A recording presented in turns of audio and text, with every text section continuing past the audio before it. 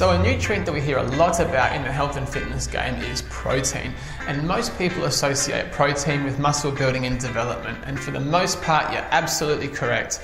What's actually pretty poorly understood is just how massive a role protein can play when it comes to weight loss, and I want to explain to you why.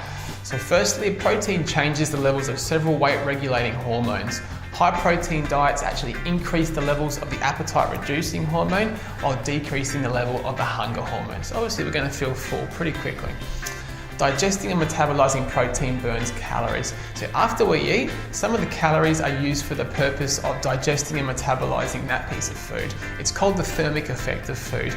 And roughly every nutrient has a certain amount of percent that it actually gets used. And for protein, it's 20 to 30%.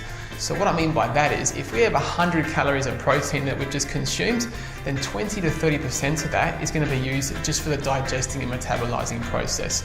Compare that to say something like carbs, which uses 5 to 10%, and fat, which uses 0 to 3%.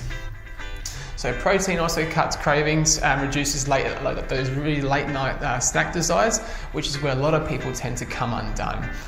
A big one that people don't really know about is that protein helps prevent muscle loss and metabolic slowdown. So what I mean by that is, when we lose weight, unfortunately we don't just lose fat, we also tend to lose a bit of muscle as well. And as we said in the previous video, being more muscularly dense is going to make sure that your metabolism stays nice and high. So obviously when we're losing weight, we want to try and make sure we don't go through this metabolic slowdown.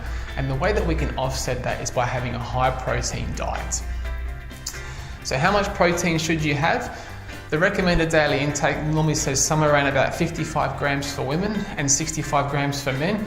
That would basically be so that you're not deficient in protein. But if you're trying to create a high protein diet with a surplus of protein, you're probably looking at around about 1 to 2 grams per kilo of body weight.